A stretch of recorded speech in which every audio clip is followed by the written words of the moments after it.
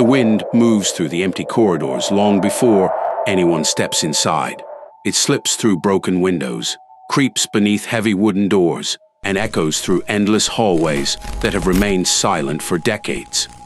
At first, the sounds seem ordinary, just an abandoned building settling with age. But according to countless visitors, something about this place feels different the moment they cross the entrance. Many people have reported hearing footsteps when nobody else was inside.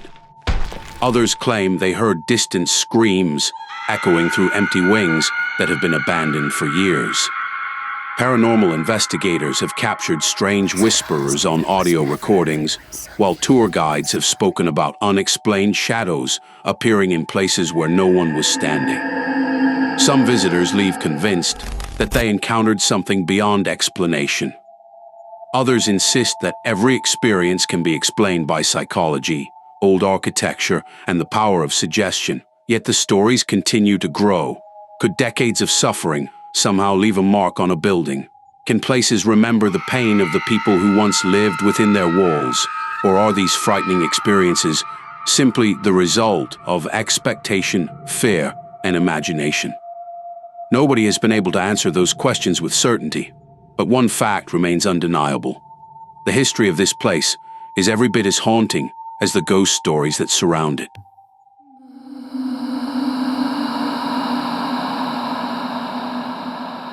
Standing quietly on the outskirts of the small town of Ararat in Victoria, Australia, is one of the country's most infamous abandoned institutions. Aradale Lunatic Asylum. For more than 100 years, thousands of men, women, and even children passed through its enormous gates. Some arrived hoping to receive treatment. Others were brought against their will. Tragically, many would never leave again. Today, the massive stone buildings stand almost frozen in time. Long corridors stretch into darkness. Rusted hospital beds remain inside empty wards. Peeling paint covers walls that once witnessed countless moments of fear, hope, despair, and loneliness. Every room seems to tell a different story, and together, those stories have transformed Aradale into one of Australia's most famous, allegedly haunted locations. But before the ghost stories began, there was history. An understanding that history is the only way to understand why so many people believe something still lingers inside these walls. The story begins during the 19th century, a time when Australia was changing faster than ever before. The discovery of gold had triggered an enormous population boom across the colony of Victoria. New towns appeared almost overnight as thousands of immigrants traveled from around the world searching for fortune and opportunity. While the economy flourished, public services struggled to keep pace with the rapidly growing population. Among the greatest challenges facing the government was the treatment of people suffering from mental illness. Medical knowledge during the Victorian era was extremely limited. Conditions that are now recognized as schizophrenia, depression, bipolar disorder, epilepsy, dementia, autism, or post-traumatic stress disorder were often poorly understood or completely misdiagnosed. In many cases, people who simply behaved differently from society's expectations were labeled insane. Families often had nowhere to turn.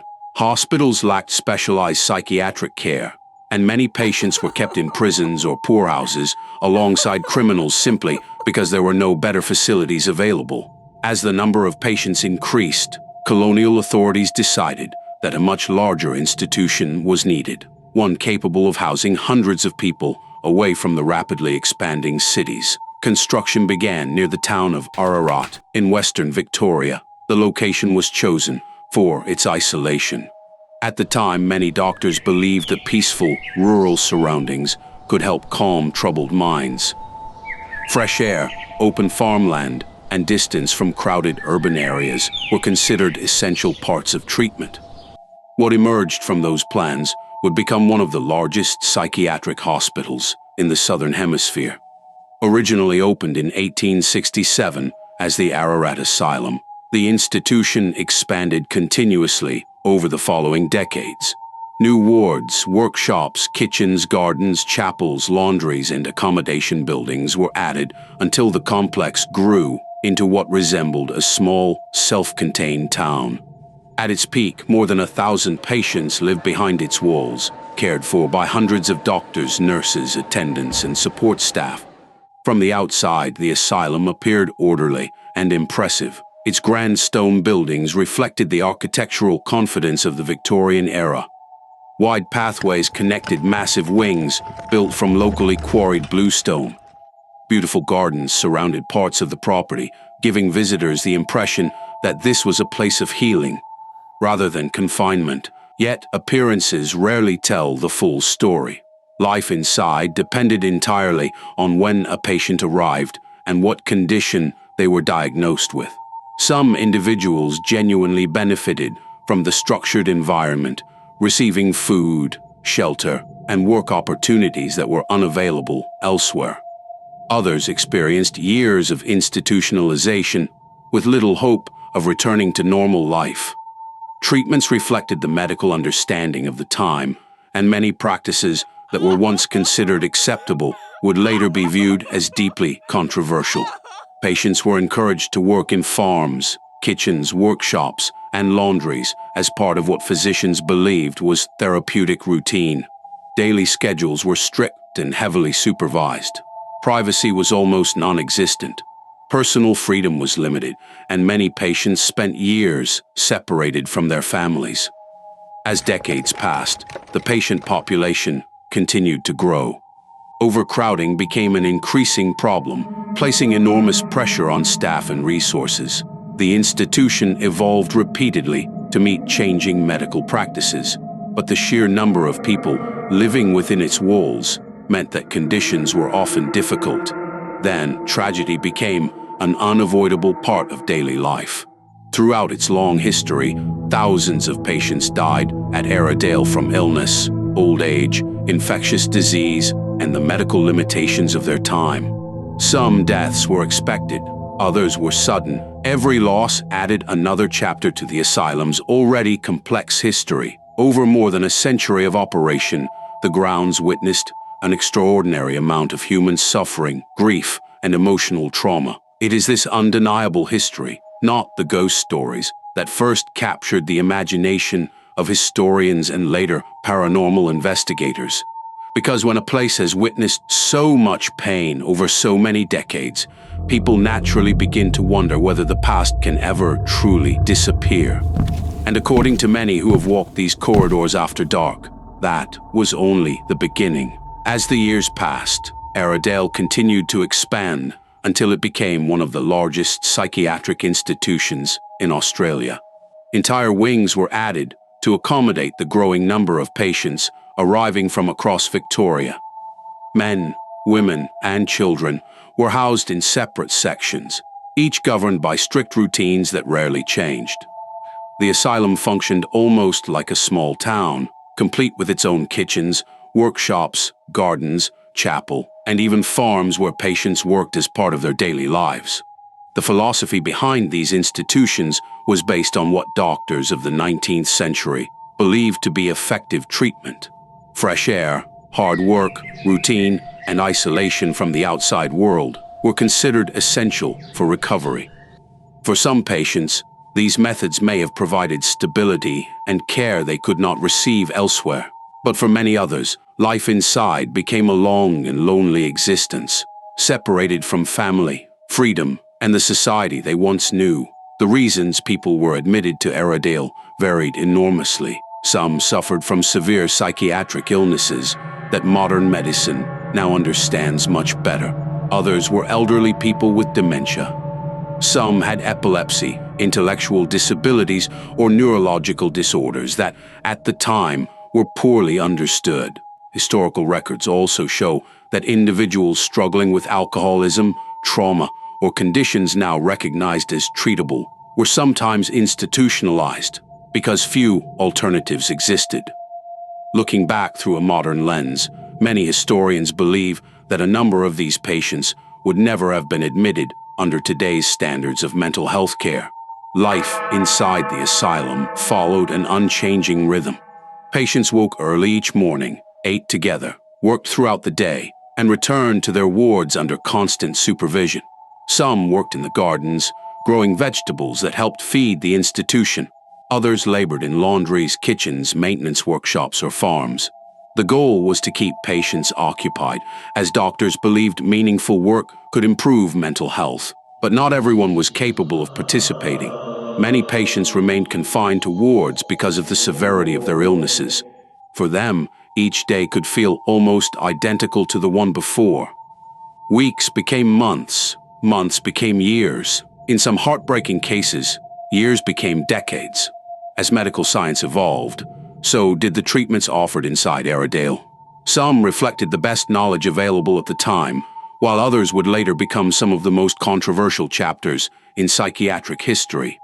Hydrotherapy, prolonged sedation, insulin shock therapy, and, in later years, electroconvulsive therapy were introduced as doctors searched for ways to manage illnesses they barely understood.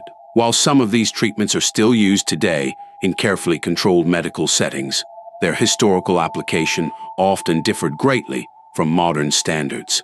One of the most controversial procedures associated with psychiatric hospitals during the mid-20th century was lobotomy. Although Aradale has often been linked to this procedure in popular ghost stories, historians note that such operations were relatively uncommon compared to the myths that surround the institution. Nevertheless, the very existence of these treatments has contributed to the asylum's dark reputation. Yet, despite the hardships many patients faced, it is important to remember that Aradale was not simply a place of horror. Many doctors, nurses, and attendants genuinely believed they were helping people with the limited medical knowledge available to them. Historical records show that staff often worked under immense pressure, caring for hundreds of patients with limited resources. Like many institutions of its era, Aradale reflected both compassion and misunderstanding, progress and failure. By the early 20th century, the asylum had become a world of its own. Generations of staff lived and worked on the grounds. Patients formed friendships, routines, and communities within its walls. For some, the asylum became the only home they had ever known. But behind the daily routines, stories slowly began to circulate. At first, they were little more than whispers among staff members working late-night shifts. A nurse reportedly heard footsteps approaching her along an empty corridor, only to find no one there. An attendant claimed he saw someone standing at the end of a hallway just before the figure disappeared around a corner. Another employee later searched the area, convinced someone had entered the building, but found every room completely empty. Incidents like these were never officially documented as paranormal events. They spread through conversations between employees, passed from one generation of staff to the next. Some dismissed them as exhaustion after long shifts. Others quietly admitted they avoided certain parts of the asylum after dark. Then, the reports became even stranger. Some workers described hearing doors slam shut without anyone nearby. Others reported unexplained knocking sounds echoing through unused wards. On quiet nights, when the wind had completely stopped outside, metallic noises were said to travel through the corridors as though hospital equipment was still being moved from room to room. Visitors who would later tour the abandoned buildings reported similar experiences. Many claimed they felt an overwhelming sense of sadness in particular rooms, even before learning their history. Some described sudden drops in temperature. Others reported feeling as though someone was standing directly behind them, only to turn around and find nothing there. Skeptics point out that abandoned buildings naturally produce strange sounds. Expanding timber, shifting stone, changing air pressure, and wildlife can easily create noises that seem mysterious, especially inside enormous empty structures. Psychologists also note that when people enter a location already famous for ghost stories, their expectations can strongly influence how they interpret ordinary events. Yet not every witness arrived expecting to experience something unusual. Several tour guides have spoken publicly about occasions when visitors reported identical experiences without discussing them beforehand. Some claimed multiple people independently heard footsteps in the same hallway. Others described hearing what sounded like distant voices coming from locked sections of the building where nobody was present. No single incident proved anything, but together they added another layer to Aradale's growing legend. Among all the buildings within the massive complex, one in particular would eventually earn a reputation unlike any other. Known as J Ward, it originally served a very different purpose before later housing some of Victoria's most dangerous, criminally insane inmates. Within its thick blue stone walls, stories of unexplained voices, shadowy figures, and unsettling encounters would become even more widespread. And for many investigators, that was where the mystery truly began. J Ward had a history that was unsettling long before anyone called it haunted. Originally built as a prison in the 1850s during the height of Victoria's gold rush, it was later incorporated into the Aradale complex and eventually became a high-security psychiatric unit for criminally insane men.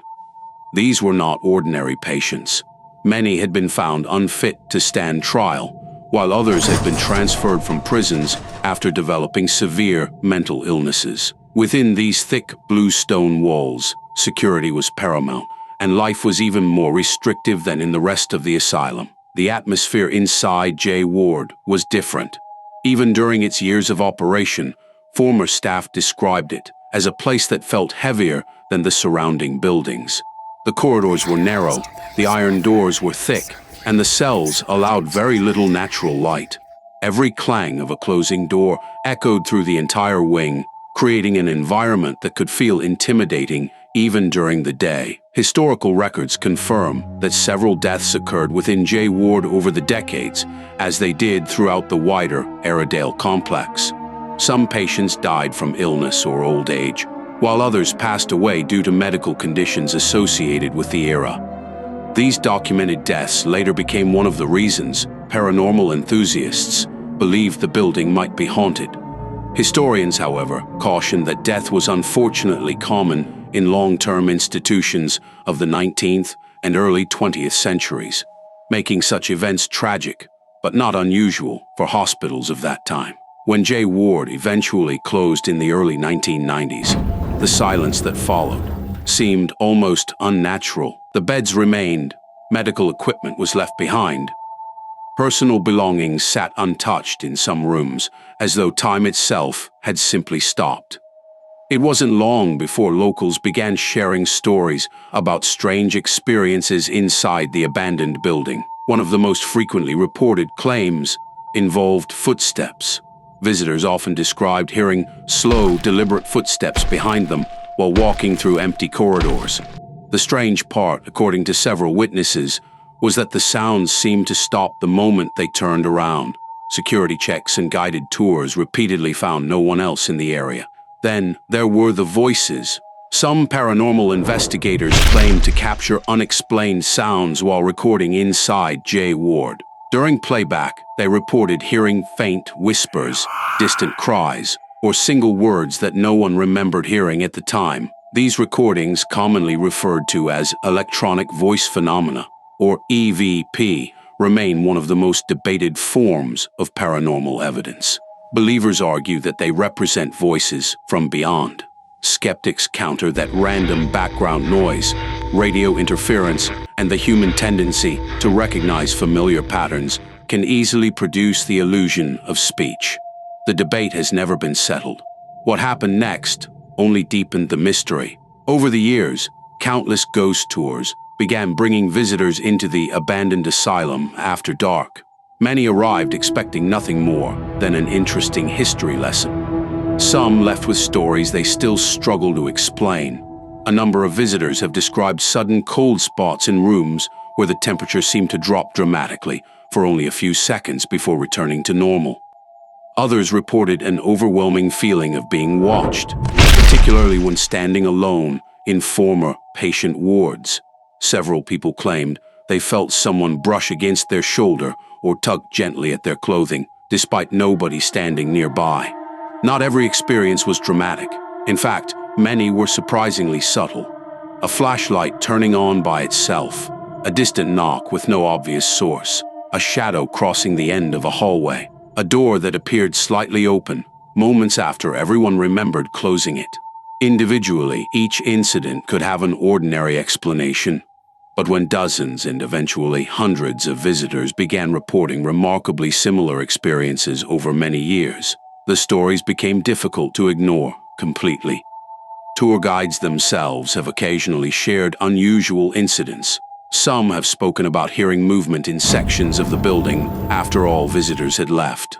Others recalled checking rooms after hearing loud bangs, only to find everything exactly as they had left it. Importantly, these guides rarely present such events as proof of ghosts. Instead, many simply describe them as experiences they personally cannot explain. Paranormal investigation teams from Australia and overseas have also spent nights inside Aradale using infrared cameras, digital audio recorders, motion sensors, electromagnetic field meters, and thermal imaging equipment. Some investigators reported capturing unexplained anomalies, including sudden spikes on electronic devices or mysterious sounds with no identifiable source. However, none of these findings have been accepted as scientific proof of paranormal activity. Critics argue that equipment malfunctions, environmental factors, and confirmation bias offer far more likely explanations. One particular story has circulated for years among investigators. During an overnight investigation, a team reportedly heard what sounded like a metal object striking the floor somewhere deep within the building. Believing someone had entered illegally, they immediately searched every accessible room. According to their account, no one was found and no object appeared to have fallen. While intriguing, stories like this remain anecdotal and cannot be independently verified. Another frequently repeated claim involves shadow figures. Some visitors have reported seeing dark human-shaped silhouettes standing briefly in doorways or at the ends of corridors before disappearing. Because these sightings are fleeting and rarely captured clearly on camera, they remain among the most controversial reports associated with Aradale. Psychologists note that low lighting, heightened emotions, and peripheral vision can easily cause people to misinterpret shadows or ordinary objects as human figures. Despite decades of stories, no investigation has ever conclusively demonstrated that Aradale is haunted. And yet, the reports continue. Year after year, visitor after visitor, some arrive as complete skeptics and leave with questions they cannot answer. Others arrive believing they will encounter spirits and experience nothing unusual at all. Perhaps the most fascinating aspect of Aradale is not whether ghosts exist within its walls, but why the building continues to affect people so deeply. Is it the architecture, the silence, the knowledge that thousands of vulnerable people once lived and died there? Or does the human mind naturally create meaning in places marked by profound suffering? Those questions would become the focus of historians, psychologists, paranormal researchers, and documentary filmmakers alike. And as they searched for answers, Aradale's reputation spread far beyond Australia, becoming one of the world's most discussed, allegedly haunted asylums. But separating history from legend would prove far more difficult than anyone expected.